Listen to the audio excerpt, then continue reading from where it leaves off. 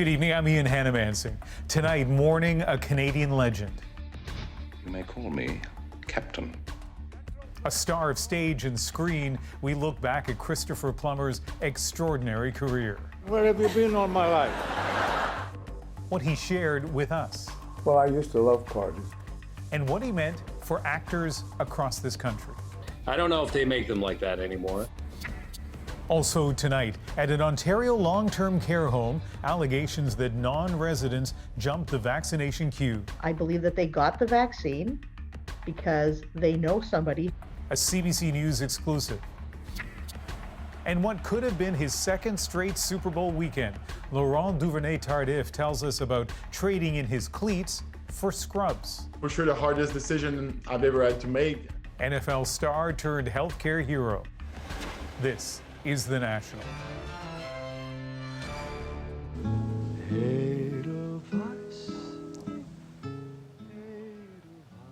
Christopher Plummer in one of his most famous roles, on screen for one of Hollywood's most beloved songs. By 1965, he'd already spent a decade as an acclaimed Shakespearean actor, starting at Stratford. Afterwards, for more than half a century, he crisscrossed from stage to screen, a working actor who could steal the show, a gracious colleague whose eyes twinkled with mischief, a Canadian legend who passed away today at the age of 91. Throughout his long career, Christopher Plummer influenced so many people. Eli Glasner looks at his remarkable life. Before the man. Whether on stage or screen, Christopher Plummer was a singular performer who could play a villainous tycoon, a musical father, a bitter rival, and more.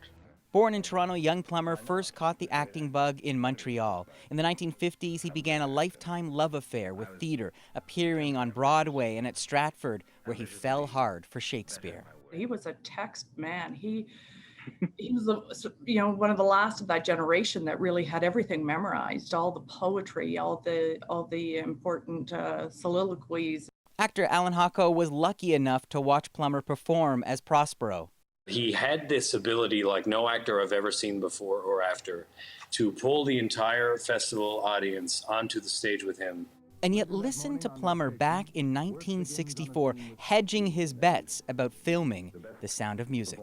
If, for instance, nothing worked and I wasn't any good and I didn't make a sort of mark in films, I could always go back to the theater. You are not my children. Finished yet, Oh, Captain. yes, you are. Although Captain Von Trapp made him a star, Plummer could get prickly with the host who dared ask him about it. Cut. Joking it was only good for one thing. It sure got me into every restaurant that I wanted to get into and have a good table, and that's the most important thing in life. Plummer, who didn't actually sing Edelweiss, did admit to loving the film from a distance. Today, his co-star, Julie Andrews, released a statement saying, "I treasure the memories of our work together and all the humor and fun we shared through the years." In his later years, Plummer enjoyed a resurgence, and in 2012 he became the oldest actor to win an Oscar for the film Beginners. You're only 2 years older than me, darling. Where have you been all my life? Then Plummer, ever the pro, just kept going, as always relishing the work right up to the end. He was aware of being frail, but he was also just excited. I mean, every time I spoke to him, he was excited about these new roles. Because for Plummer, every performance was a chance for something new. The curtain has not yet fallen. It's simply stuck. Eli Glasner, CBC News, Toronto. Over the decades, Plummer did lots of interviews with the CBC. I had the privilege of speaking with him 3 years ago this month. He was always interesting and witty, though not without bite. Here's Christopher Plummer in his own words. I just do this for laughs. Acting seemed to come more easily to me. I was a shy person, but had cloaked my kind of early shyness in a sort of kind of extrovert manner, and the stage seemed to be the ideal place to let off steam. Some of us who are exposed to the public in some way or another, in drama, in music, in art, or whatever, are so fortunate to be able to have the chance. If you're not too famous or you're not recognizable, say, who's he, you know? And what are you staring at him for? They think you're somebody else. I usually sign Richard Burton. when they come up and ask me for my autograph. Because I'm terrified they're going to say, who's Christopher Plummer? It's a wondrous thing to play different people and different, because that's fun. Yeah, and if acting isn't fun, give it up. It's not always a great script that interests me. If there's a lot of money, I will say yes, absolutely. Where? And then if it's a location that is attractive, and Elaine and I will talk about it, and then we'll go off and do it, even if it's a piece of garbage. It is nice to have a kind of every 10 years there's a new career, and to be my age and suddenly getting more scripts and more offers than I did when I was in the last decade. It's extraordinary. And we'll have more on Christopher Plummer's legacy later in the program. Canadian actor Colin Feore tells us about Plummer's influence and a great story about dinner with Al Pacino.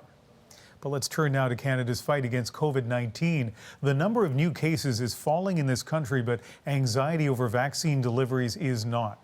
Today, the Prime Minister sought to reassure Canadians with one consistent message. We are on track. We are very much on track. We are still very much on track. We are still very much on track, as promised, to get those 6 million doses by the end of March. The Prime Minister says he's in regular contact with the CEOs of Pfizer and Moderna, who assure him that they'll meet their contractual obligations despite the delivery disruptions being felt right now. To deal with the limited supply, provinces have drawn up lists of who should be getting vaccinated right now and who should wait. But tonight we bring you a CBC News exclusive story concerning serious allegations that some people jumped the queue at a Toronto area care home. David Common takes us through them. Villa Leonardo Gambin long-term care home is now listed by Public Health as being in its 4th COVID outbreak. 25 residents have died. Seniors like those who live here and staff who directly care for them are supposed to be the priority for vaccines. But in a complaint to Public Health, the union representing a nurse on site alleges she was instructed to provide the COVID-19 vaccine to a member of the home's board of directors and to the family members and friends of several managers. And on official paperwork told to indicate that they are essential caregivers. The union says this was for at least 10 people who came to the home and asserts a medical professional removed some doses of the vaccine for what appeared to be his personal use. I believe that they got the vaccine because they know somebody. And the union's Charlene Nero says the nurse didn't like what was happening. She was actually offered the opportunity to call her own family members in who are not yet on the priority list for vaccines and have them vaccinated. She declined. But board chair Andrew Iacobelli did take a shot. Only after, he says, all of the available staff and residents received the vaccine. There were leftovers, so those not on the priority list were given a shot, instead of having them expire and disposing of them. Those shots given to other non-frontline staff who work or volunteer, including family members of staff and volunteer board members who are often present in the home, even though rules say non-frontline staff shouldn't generally even be in the home during a lockdown. If these allegations are proved to be correct, this is just completely unacceptable. But this prominent geriatrician says others should have been found, such as off-duty staff or residents at other homes. This is what concerns you when we have extra doses that are not going into the right arms. York Region Public Health says it generally reaches out to medical first responders to use up leftover shots. It is now sending officials to oversee the home's next immunization clinic, as many long-term care residents across Ontario still have not got their first shot. So, David, this is a complicated story and still lots of questions. Yeah, absolutely so, Ian. You know, why were so many of these vaccines thought out in the first place? Who decided to offer them to these particular people? And then who decided to even allow them inside, particularly because homes like this across the province have been locked down since the beginning of the pandemic. If you aren't a resident or someone directly involved in a resident's care, you're not supposed to be inside. And that has now, Ian, prompted that union to launch a grievance on infection control. David Common in Vaughan, Ontario tonight. Thanks. New modeling in BC shows the province has begun to slowly bend the curve, but for those who thought today might bring an easing of restrictions, no such luck. Right now, we need to stay the path. We need to buy time. Current restrictions on gatherings and other activities are being extended indefinitely. The rules were set to expire tonight. Provincial Health Officer Dr. Bonnie Henry says there may be some easing in the next few weeks. Your commitment to following the protocols reassures us that by opening up a little more, we should be okay. Lower case counts in Nova Scotia mean the lockdown there will be easing starting on Monday on a wide range of businesses and gatherings. That includes weddings and funerals. New rules will be in place for at least a month. We're now less than 2 days away from Super Bowl 55 in Florida, and as fans' excitement ramps up, so do safety warnings from U.S. health officials. Please watch the Super Bowl safely, gathering only virtually or with the people you live with. At the big game in Florida, the stands will be less than half full, including thousands of vaccinated healthcare workers. But on this side of the border, Canadian health officials are concerned about Super Bowl parties. Aaron Collins looks at that tonight. It's Super Bowl weekend, and things almost look normal at this Regina sports bar. Reservations already stacking up to watch the game here. I think we have a few more tables open, and then we'll have to probably turn people away the day of the game. Of course, nothing is really normal these days. The masks and barriers give that away. Still, even with safety protocols and limited capacity, being able to open at all is a gift. This is much better for the bottom line and keeps our staff employed. We laid off most of our staff in the spring when we were closed, so it's nice to have them all back on payroll, and everyone's working hard to keep the place clean and follow the rules.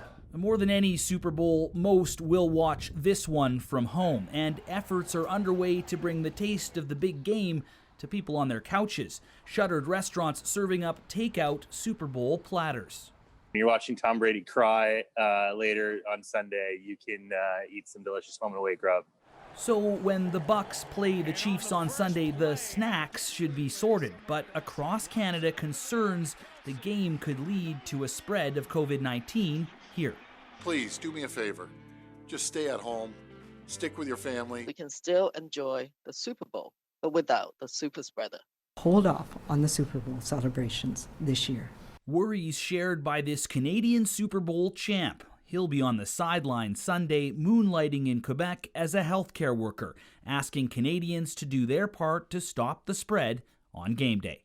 I feel like it's the least we can do as citizens to follow the public health measure in place and to just do it. But there will be at least one Canadian on the field. Toronto singer The Weeknd will be hosting the halftime show. Socially distanced, of course. Aaron Collins, CBC News, Calgary. And you saw him briefly in Aaron's piece. Stay with us for more of my conversation with Canadian Super Bowl champ and healthcare worker Laurent Duvernay-Tardif. That is in about 20 minutes. Concerns about Super Bowl gatherings are amplified by the rapid spread of the COVID variant first found in the UK. Health authorities believe it could be the dominant strain in Canada by next month. Vicadopia shows us why that has some doctors questioning whether our current distancing guidelines are stringent enough. I couldn't taste or smell the most aggressive smells or tastes. Mariel Ritchie still doesn't know where or how she contracted the coronavirus last fall. Now public health officials warn new variants threaten to rapidly accelerate the spread of COVID-19. I think that's a little bit terrifying, because I already felt I was so careful, and I am really cautious of germs.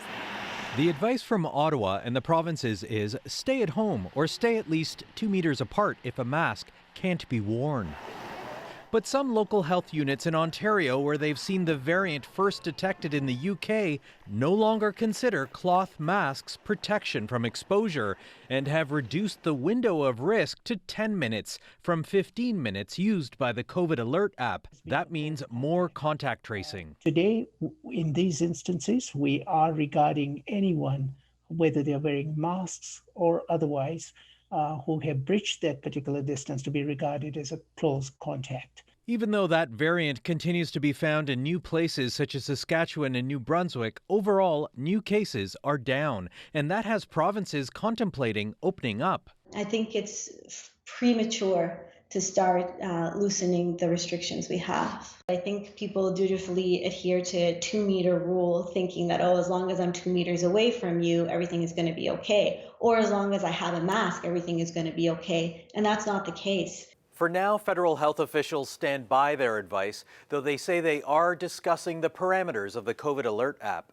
One lesson that we've learned throughout this pandemic is the importance of the precautionary principle, which is really, we are not always going to have all of the science and evidence that we want to make recommendations. The trade-off, take precautions now or react when it may be too late. Vic Adopia, CBC News, Toronto. COVID-19 restrictions are once again putting people out of work. WestJet says it will lay off 120 cabin crews starting March 2nd.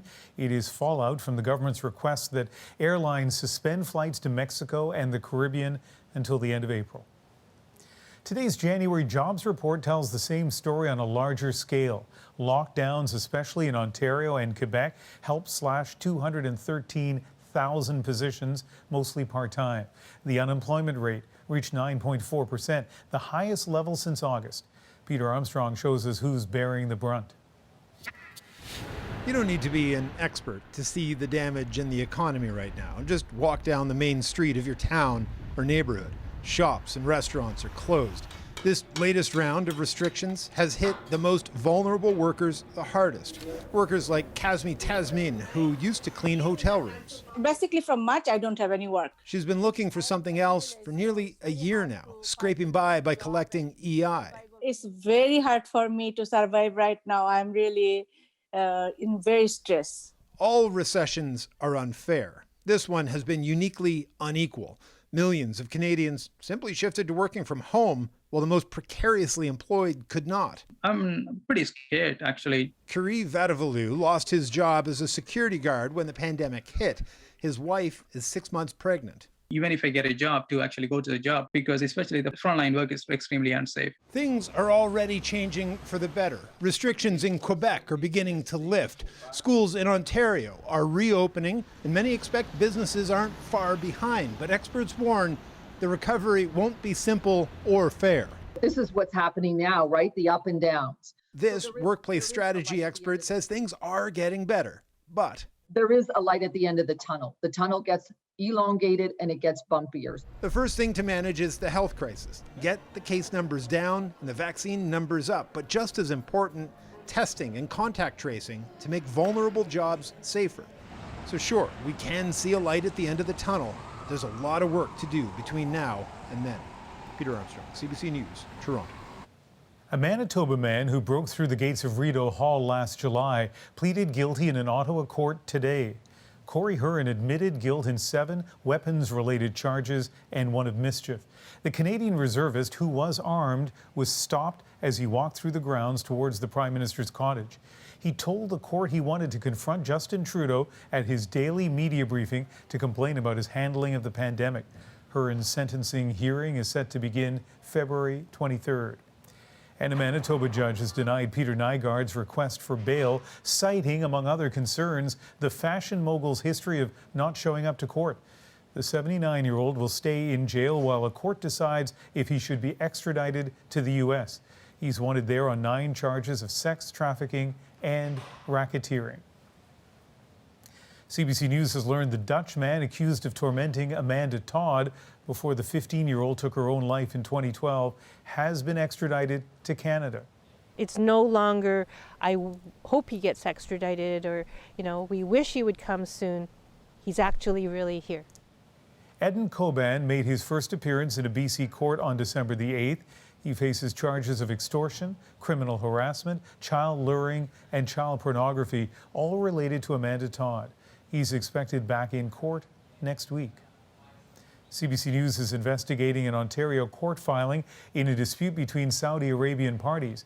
On the surface, it pits some state-owned companies against a former top Saudi official now living in exile in Canada. But as Dave Seglin shows, that official says there is much more to it. Toronto's Bridle Path, a $13 million mansion, now frozen by the courts. It's home to former top Saudi spy chief Dr. Saad al-Jabri. He's now accused of embezzling more than $4 billion before he fled his home country in 2017. Al-Jabri served under Saudi Arabia's previous crown prince as head of security and counterterrorism. Dr. Saad. Alan Tredenik is a former CSIS officer who worked with him when stationed at Canada's embassy. Al-Jabri was a high-up government official in the intelligence side and the security services and helping the West. But in 2017, there was a major shift. A new crown prince took control. Al-Jabri and his family fled, fearing for their lives. In my opinion, he holds the keys to Pandora's box for the current crown prince. Any of the secrets that the royals have or that the current crown prince has, potential business dealings. Other loyalists to the old regime have been jailed. Dissident and journalist Jamal Khashoggi was murdered. And just 2 weeks after that, Al-Jabri claims the same so-called Tiger Squad that killed Khashoggi tried to enter Canada to kill him, but was stopped at the border. Al-Jabri says he's hired private security to protect his family's home, on advice from the RCMP, who he says have warned him his life could be in danger. 2 of Al-Jabri's adult children are still in Saudi Arabia in prison. And right now they're holding him hostage. They're saying basically if you don't shut your mouth and you cross the line, something worse is going to happen. This week, details of this fight became public. Companies tied to the regime are suing and won a court order freezing Al-Jabri's assets, alleging he masterminded and oversaw a conspiracy to steal at least $3.4 billion US. So what to believe? A $4 billion theft? Or, as Al-Jabri claims, a political vendetta by Saudi Arabia's crown prince? We may get some answers, perhaps, when the two sides face off in court in 2 weeks. Dave Seglin, CBC News, Toronto. For one Canadian, tuning into this year's Super Bowl will be especially tough. I'm in peace with my decision, but watching the Super Bowl is for sure going to be hard for me. Coming up, Laurent Duvernay-Tardif on leaving the NFL to help with the fight against COVID. Plus, let your indulgence set me free. remembering Christopher Plummer's love of Canadian theatre. Shall we say? Colin Fiore shares what it's like taking on Shakespeare in Plummer's shadow. Full of the hope that the present has told. A young Ontario girl sings for Black History Month, the meaning behind the music. We're back in 2.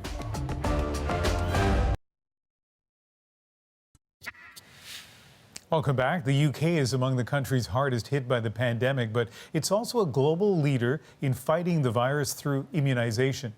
More than 10 million people in the UK have already received at least one dose of a vaccine, yet hesitancy is still a challenge, particularly among some ethnic minority groups. Renee Filipponi on the fight against mistrust and misinformation. It's a first in the world, a Hindu temple turned vaccination clinic, part of the plan to target particular communities. I was a nurse, so obviously I know vaccine is good. But not everyone is that confident. This volunteer says setting up at the temple in this way is reassuring for some. They're surrounded by people that they know, they're in an environment that they know. Public health officials are worried about vaccine hesitancy in the UK's Black and South Asian communities.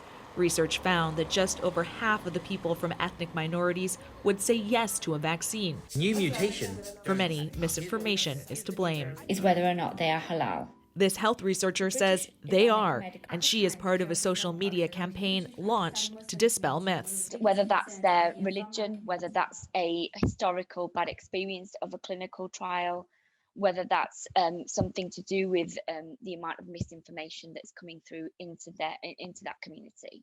There's also no evidence to suggest the vaccine affects fertility. Celebrities and politicians from minority communities have also launched online campaigns, building on pro-vaccine messages from faith leaders across the UK. This advocate says battling misinformation is one part, but she also wishes the minority community so hard hit was prioritized in the rollout. So that vaccination policy, in my mind, is unethical, because if you just apply it on age, you are not acknowledging the risk and the overexposure of Black and minority groups. At a clinic in a Birmingham mosque, 500 shots a day are delivered, along with a message that's been echoed at Friday prayers. We are saying big no to fake news. And number two, we are saying big yes to vaccine. With the hopes anyone offered will roll up their sleeve. Renee Filipponi, CBC News, London. When we come back, the national interview.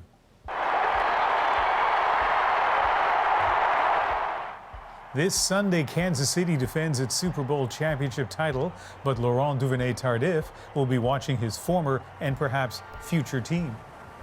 10 years from now, 5 years from now, I want to be able to look at myself in the mirror. He opted out of the season to fight COVID on the front lines here in Canada. He reflects on his year off the field right after this.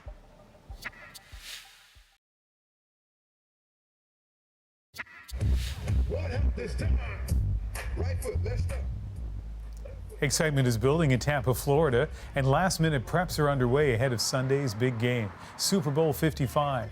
Kansas City versus, for the first time, the hometown team, in this case, the Tampa Bay Buccaneers. There will be a notable absence at that game, Canadian offensive lineman Laurent Duvernay-Tardif. He helped Kansas City win last year, but this year he's taken an unusual step, replacing stardom with public service. It's rare enough for a Canadian university player to make it to the NFL. But add to that, Duvernay-Tardif was earning his medical degree at McGill. And then last year, he won a Super Bowl championship ring before one more twist, putting his athletic career on hold. I think it's serious. There's a lot of similarity between that and SARS. Duvernay-Tardif, who hasn't yet received his medical license, came back to Canada to work as an orderly in a long-term care home, helping patients struggling with COVID. It's really an unbelievable feeling. And that helped propel him to being the co-winner of the 2020 Lou Marsh Trophy as Canada's Athlete of the Year. Laurent, thank you very much for joining us. Thank you for having me. Tell me what the last few months have been like for you and your development as a medical person. It's been interesting, that's for sure. You know, a year ago, we were just coming off a Super Bowl win in Kansas City. And for me, you know, the Super Bowl was kind of the last time we were able to gather, not only in Miami, but also in Kansas City with over 1 million people at the parade. And then going from that to, you know, going back at the front line in my hometown in Montreal, and then, you know, opting out of the season. So there's been quite a lot going on this year. But you know, at the end of the day, that's what you learn from 2020 is that we need to adapt. You've told this story many times before, but for the people who are watching who may not know, why did you decide to walk away, at least for a while, from football to go into a long-term care facility? Well, 3 months after playing in the Super Bowl, I went back and helped on the front line for like 10 weeks. And I think I saw firsthand the burden and the impact of COVID, not only on the patient, but even maybe more so on my colleagues, you know, how the healthcare professionals and their families and the amount of sacrifice. And I think for me, at that point, it just didn't make sense to cross the border to go play a sport that I love, but also, you know, traveling every second week into a different city and potentially exposing myself, but also communities around me. And you know, I'm going to be a physician for the rest of my life down the road. So I think it was important for me to follow my conviction and to err on the side of cautious for this year. You were working as an orderly, that's the way I've seen it described, over the last few months. And I just wonder if there's a moment or a person you encountered that you could tell us about that would help us better understand the COVID crisis in Canada. I mean, in long-term care, at the long-term care facility, were really badly affected by COVID. You know, over the course of the last year, the place that I work at experienced 3 different outbreaks. we lost a lot of patients. And, you know, for me, I first went in there with really the mindset of a medical student, trying to optimize everything, you know, balance the medication. And at some point I kind of realized, you know, that this is bigger than us, you know, and those people, those elderly, they're probably not going to go home, and it's either going to be COVID or something else. And I think that's kind of at that point that I realized that the most important thing is the human interaction, you know, is the comfort, is to make sure that these people preserve their dignity. And I feel like at the beginning, you know, you're intimidated by the PPE, the visor, the mask, the gown, and you lose that, you know, that the importance of interacting with your patient. And I feel like working in those long-term care facility, working with other orderly who spend so much time with the patient, nurses that are so dedicated to what they do, I learned that. And to me, that's really the difference between treating somebody and caring for somebody. Do you think it's going to make you a different kind of doctor now? No doubt. You know, in medicine, you keep talking about the art of medicine. Well, I think it comes with interacting with not only your patient, but also asking questions, you know, asking questions to the orderly, to the nurses who spend the most time with them. And that gives you better care at the end of the day. And that's what you want, you know? So for sure, my experience in long-term care facility, even though I was only there for 2 to 3 days a week, is going to change my, you know, perspective as a future physician, I'm sure. Football players at the highest level, which is where you were, have a very limited amount of time to play at that level. Did you do the right thing, stepping away for a year? I mean, opting out of the 2020 season was for sure the hardest decision I've ever had to make.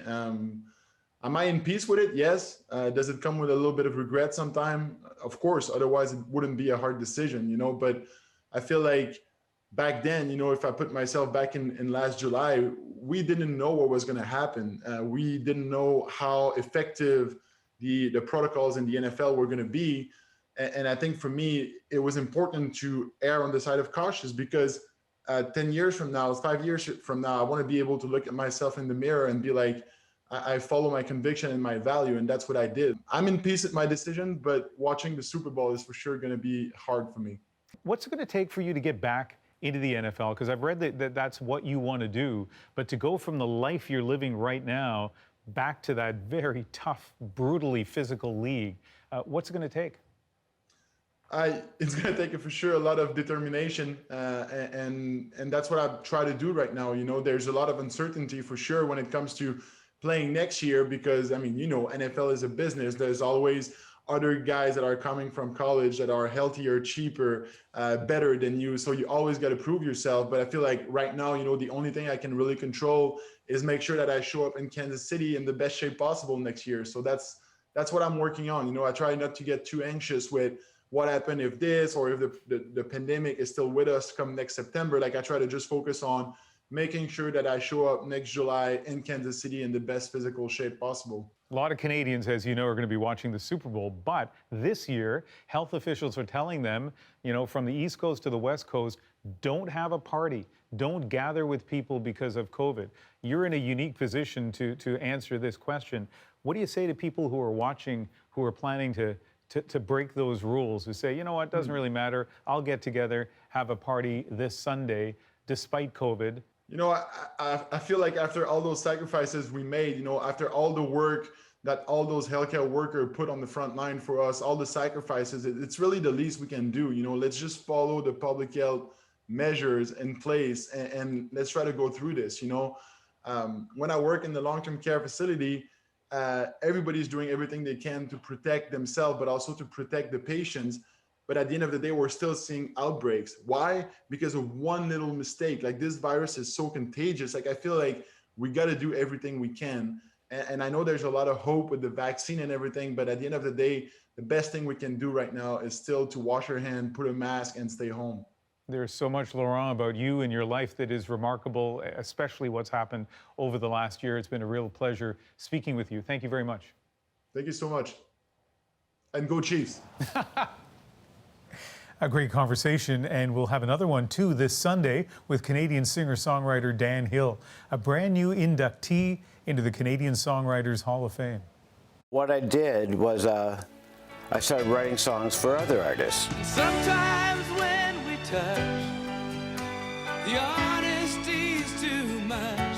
Sometimes When We Touch being a huge hit for me personally, it meant every single writer, producer, and artist was suddenly interested in my songwriting. So I ended up writing with the biggest, most successful songwriter-producer of all time, Michael Masser. Well, Michael Masser and I wrote a song called In Your Eyes. In your eyes. Then George Benson recorded it, and he had a huge worldwide smash. It enabled me to be huge as just a songwriter and not a singer. My conversation with Dan Hill this Sunday on The National. When we come back, we return to our top story. Actor Christopher Plummer died today, and what a legacy he leaves. What kind of music's that? Probably house music. From the screen to the stage, he made it seem effortless. These are actors, as I foretold you, were all spirits. Colm Feore tells us about the man behind the performance.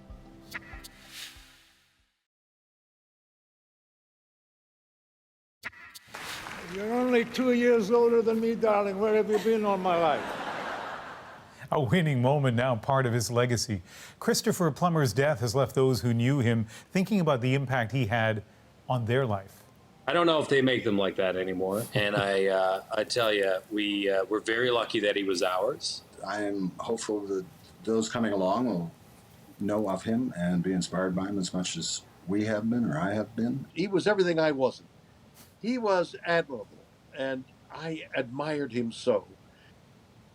Just some of the many tributes we've heard today from those who were lucky enough to share a stage or screen with Christopher Plummer over the years.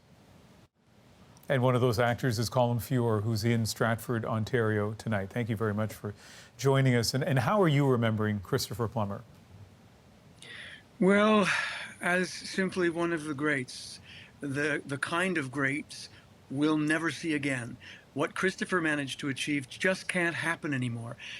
He was of an age, in fact, of many ages. Lord knows his career was over 7 decades, but there will be nobody who can do what he did. So explain that to me, because there's so many actors who have done so many things. What is it that made him unique? Well, he was fundamentally grounded in a couple of really important things for acting. One of them is music. He was terribly musical. And the other is a real love of the theater. So his careers in television and film all were basically founded on that solid grounding. And, you know, authors like Shakespeare's and O'Neill's and Moliere's and Chekhov's. And so the list goes on. When you come to it with that richness and the real extraordinary uniqueness that was Christopher Plummer, I mean, he really did say, look at me, something wonderful is about to happen. And that's why we all admired him and wanted to be him, and had to come to the very sad conclusion sooner or later that it was just never going to happen for us. I gave up my Plummer dreams a few years ago when I realized that he simply wasn't going to die and I was never going to get his work. When we did shows, we've done a couple of things that we were both in together, I would ask for money and I'd be told, Christopher's in it. And I would just simply say, oh, yeah, okay, fine. He took the money. That's fine. I'm just happy to be near him. And in fact, one of my fondest memories of him, we both did a brilliant film for Michael Mann called The Insider. And we were rehearsing. And Michael invited us to dinner along with one of our stars. So there we were, Al Pacino, Michael Mann, Christopher Plummer, myself, and a handful of others in Al Capone's favorite dining room at the Sealback Hotel in Louisville, Kentucky. And what were we talking about? Of course, we talked about the show, The Insider. Lowell Bergman was there, so there was cigarettes and all sorts of things to talk about. But what we really talked about, because of course Pacino was in love, was Shakespeare. And Christopher could have gone either way on this. You know, he could have schooled us all. He could have put us in our places. And instead he chose, over some remarkably fine red wine ordered by Michael Mann, a brilliant fella, he chose to wax poetic and generous and share what he thought about Richard III, what he thought about this or that, to Al's absolute delight, and me right beside him taking notes.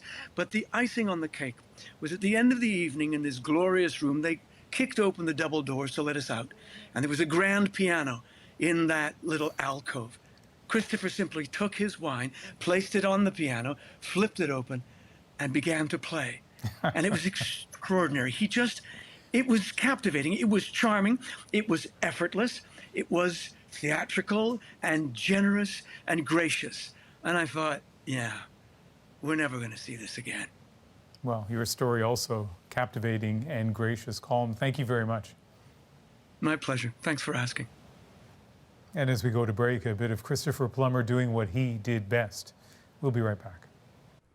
Now my charms are all o'erthrown, and what strength I have is mine own. If there are survivors on the open water, 6 hours is all they will have. But you have to do exactly what I tell you.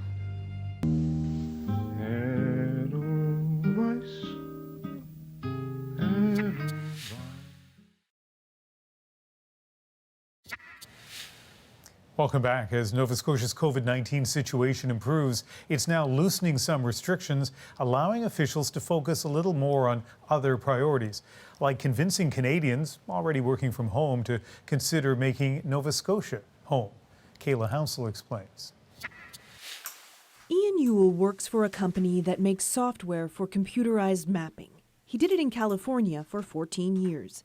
Now he works from home in Nova Scotia. There's definitely a quality of life here that probably a lot of people don't realize is as high as it is. That's exactly what the Nova Scotia government is banking on. It's launched a campaign targeting other Canadians to move here. The tagline, if you can do your job from anywhere, do it from here. Bring your job and come here to Nova Scotia and do that job from here, sitting on the edge of the ocean if you want. The campaign boasts that you'll be hard-pressed to find a better Zoom background. It doesn't show you, well, this. Listen, in Canada, we have winter right across the country, so we're not scared of that. The goal is to bring 15,000 people to Nova Scotia within 1 year. It's ambitious. This U of T professor studies the future of work. He says the key to Nova Scotia's success will be whether work from home becomes permanent, such that people can actually move. I think we're kind of getting to the point where there is a level of fatigue with this. But, you know, I see a hybrid work system kind of being the way of the future, where employees will go in 2 or 3 days to the office and have 2 or 3 days at home. Others have raised concerns about what could happen if it does work, about how an influx of people could affect affordable housing and put more stress on the healthcare system. It's like a provincial gentrification in a way you might see, and there are negative sides to gentrification that we need to be ready for. Ewell says he does generally support growing the population. He's not sure whether he'll stay forever, but the people behind the campaign say attracting highly skilled people, even for a short time, is better than not at all. Kayla Hounsell, CBC News, Kentville, Nova Scotia. Next on The National, a song for Black History Month. Till victory is won. What it means to this young singer next in our moment. Till victory.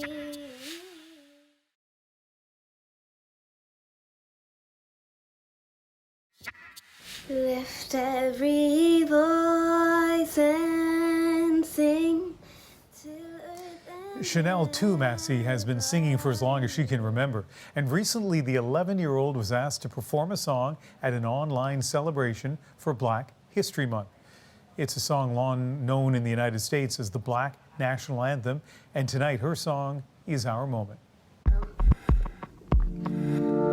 Lift every voice and sing. When I learned about this song, it was actually for a Black History Month event, and they asked me to sing it, and everybody at school was talking about it.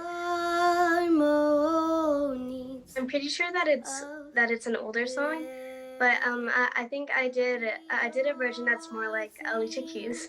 Rise high as It meant a lot because I think that song is inspiring for Black people.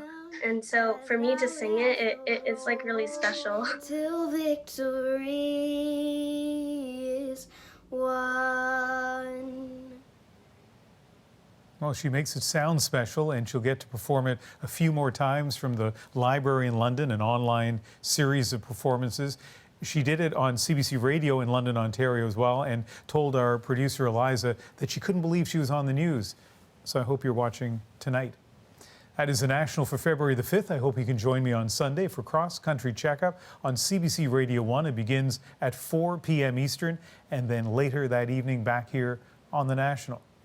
Good night.